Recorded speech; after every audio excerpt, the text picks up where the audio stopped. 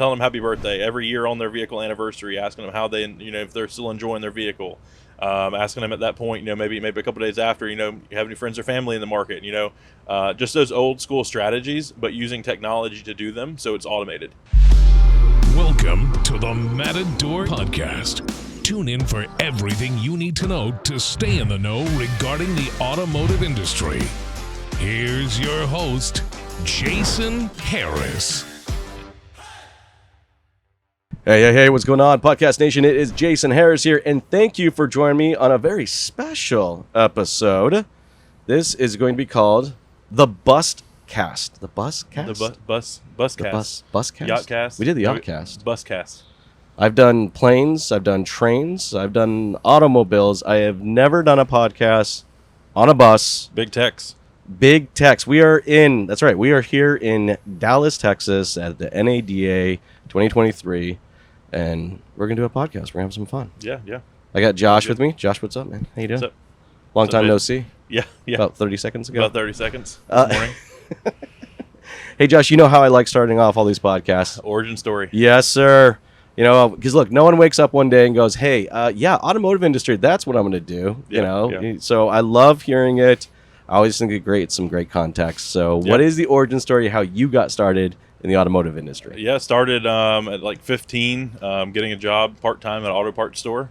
That kind of grew into by 18, having my own store for the chain. And then moving from there, we had a large commercial account that they kind of stole me away and went into the service side, and then went into a Chevy store and grew that store significantly through parts and service, and kept moving up to a little bit bigger stores, and I was always the younger guy in the stores, so always got like anything having to do with digital or computers, like, hey, just like let Josh figure it out, and like all the OEM requirements for GM for websites and stuff like that, I always kind of got pushed off on me. Young guys always get that, right? Young guys always get that. Yeah. Hey, you know something about this internet thing, right? The intranets. Yeah, you know how to turn on how to push the power button. So you're the new digital guy, right? Yeah, you know how to reset my fax machine, right? Yeah.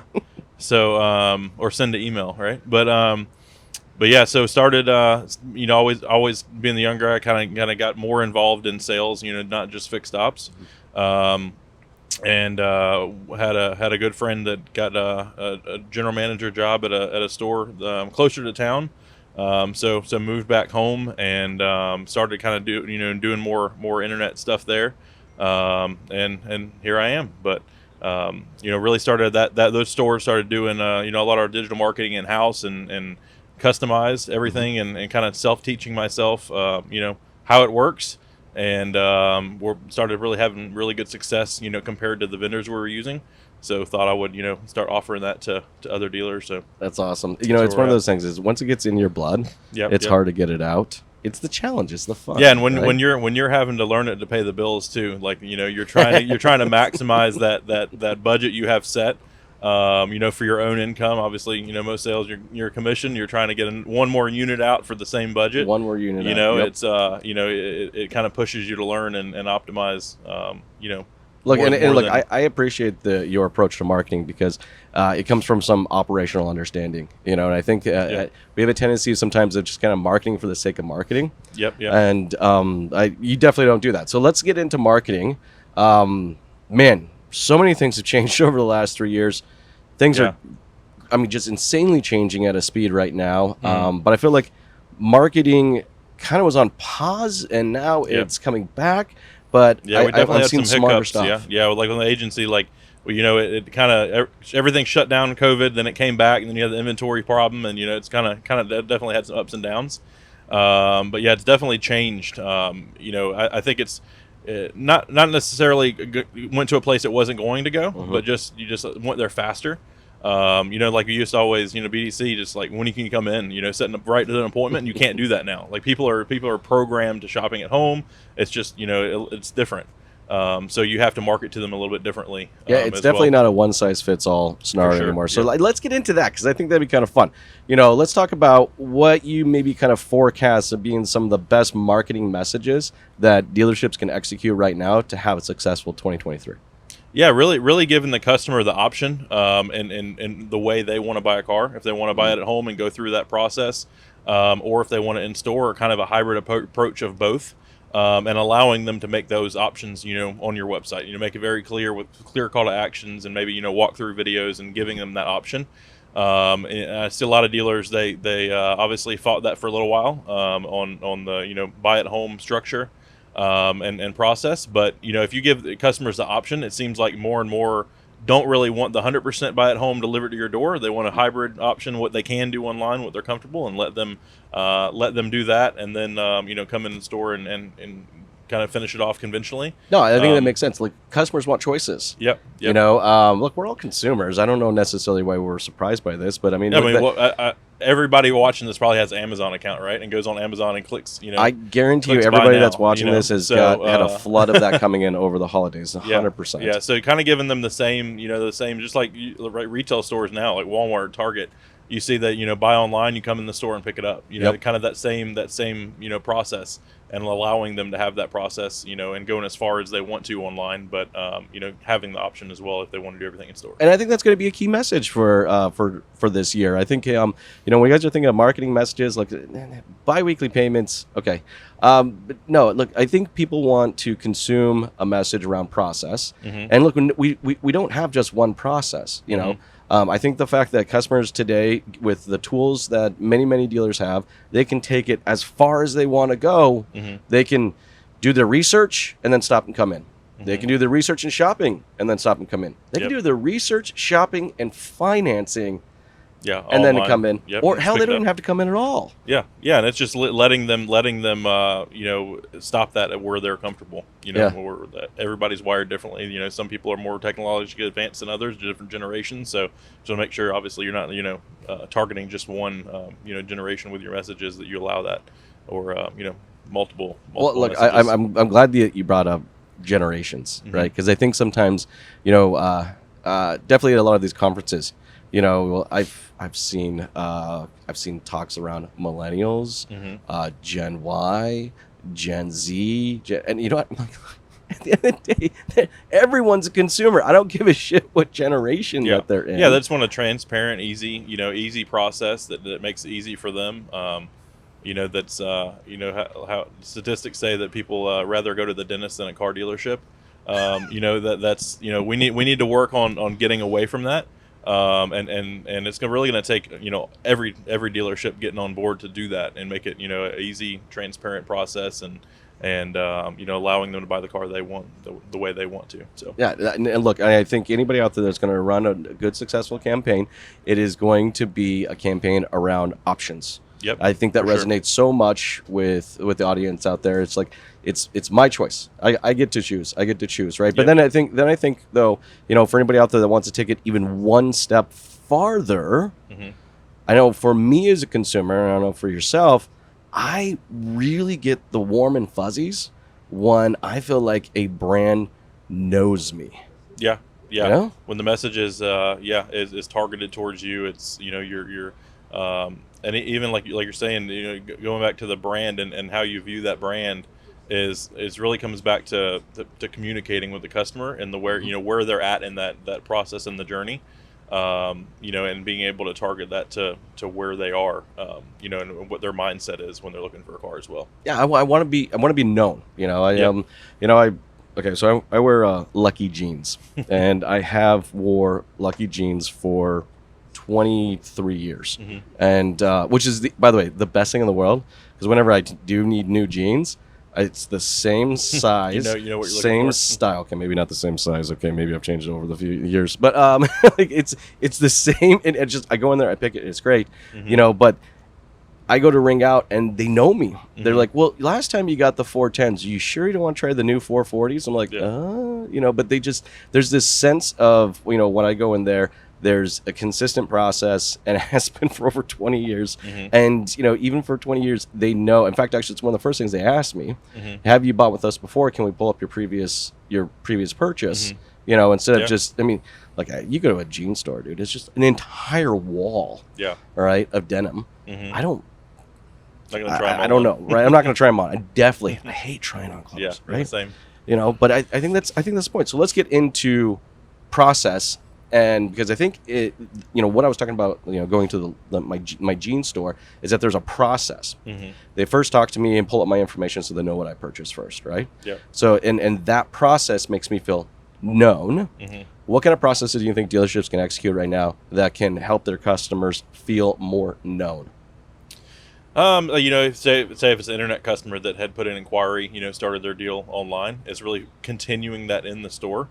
That if they've already, went through submitting their credit application, having approval, have payments, that you don't start all over again.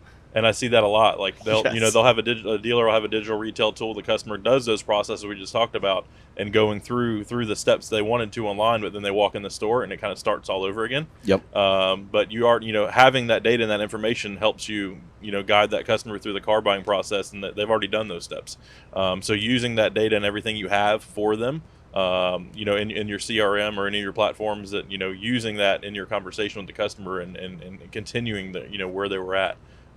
Is the way to go, because you don't want to, it's a horrible feeling. Yeah, you already, here I am. I've talked to you online many times. I'm making this 20, 30, 40, 50, 60, whatever the size I've already of the submitted purchase my credit is. application. I know my payments. I've done even like a cash offer my trade, and you get in and it just starts all over again. Who are you? Yeah, I'm sorry. Who are you? Yeah, and what were you looking what were you for trading again? in? Yeah. What was the trade? How much down? And everything. And Let's just start the whole bloody thing all over Start again, all over. right? So yeah, just continuing that what they've already done in store, and you using everything you know about them, in your communication. When it continues in store, when it gets 100%, 100%. Yep. Now, so in addition to, I think, just process, let's talk a little bit about people. Yeah. Because like my three favorite things to talk about, like people, process, and technology. So let's talk a little bit about people, because I got to be honest with you, visiting a handful of dealerships, actually we were together visiting a handful of dealerships recently, and we're coming off of a couple years of just order takers. Yeah. And, I keep hearing people say, we got to get back to basics. But what are those basics exactly? Because the consumers change so much. The technology's changed so much. And the people are just, I don't know if they're trained for this, but I'd love to get your thoughts, man. Yeah. So I mean, as much as those strategies that we always see, like use as example, there's always that senior salesperson in the store that's been there forever. Yeah, 100%. That doesn't have to take an up and doesn't take an internet lead and still sells 20 plus cars a month. I think we need to all dealers need to automate what they've done to get there. Calling a customer on their birthday, doing their, telling them happy birthday every year on their vehicle anniversary, asking them how they, if they're still enjoying their vehicle, asking them at that point, maybe a couple days after, you have any friends or family in the market, just those old school strategies, but using technology to do them, so it's automated. Yeah, I love the fact that you bring up the referral, because I think it's called I'm calling it the lost art of asking for the referral. Opening the phone book too, like But I'm with you. I mean, there are definitely some amazing technologies out there that can really help us kind of even automate some of these processes and just make it that much easier for us. Yeah, so. if you think of everything that those senior salespeople that the green peas are always wondering, like, why doesn't he have to answer the phone? How's he selling 25 to 30 cars a month and never taking an internet lead, never taking a up? If we can automate all of what made them successful. And all that long-term follow-up, then I think that's would save dealerships a lot of money on marketing. Obviously, we always need new customers, but keeping that client base and that loyalty. Yeah, no, you're right. Look, marketing expenses, people expenses, it does make things a lot more efficient. Yeah. And for a consumer, again, the byproduct is I'm feeling known. I'm feeling more connected to the brand. Yeah. I mean, like work with some stores that obviously send a text to customers on their birthday. It's automated. Customers don't know that. It's very customized with their name, their vehicle, and everything in it. And you just see the replies, like the customers reply back. They obviously think it's a person taking the time to text them, which is great. But it's interesting the comments back. Oh my God, you remembered my birthday. Thank you so much. Yes. And it's those moments, those little moments that make a big difference. That customer, when they get that text, happy birthday, or it's been a year since you purchased your car. they're telling their friends and neighbors and coworkers and everybody else. 100%. And that's the best kind of marketing that you can have. Well, and it's those little things. I love the fact you said little things, because the little things make really, really big differences. They make the biggest difference. Yeah. So, you can spend $100,000 a month on marketing, but just those little things are going to add up to that same, and they're not really don't really cost you anything. It's it's time consuming, but if you can you find a solution that helps you do that with automations, then I'm with you. I've said it a few times in a couple different podcasts. I think this year and the next few years is just it's the era of automation. Mm-hmm. Yeah, efficiency and productivity. 100%. Making your BDC, your sales agents, it's more productive with their time, taking those tedious tasks away from them. Yeah. Hey, I know we're getting towards the tail end of our time, but before I let you go, Yep. All right, for everybody out there watching and listening right now who would love to connect with you and kind of follow along with your journey, what's the best way to do so? You just reach jabdigital.io. It's jabdigital.io. Or email me, Joshua, at jabdigital.io, and I'd love to talk to you guys about some processes at your stores and marketing, or just shoot the shit and you're just a real car guy, man. That's what you are. Yep. Just a real car guy. Josh, thanks so much. Man. Been a lot of fun. Thanks for tuning in to the Matador Podcast with your host, Jason Harris. Be sure to check out the full podcast library at matador.ai to stay in the know. Remember to like, comment, and subscribe.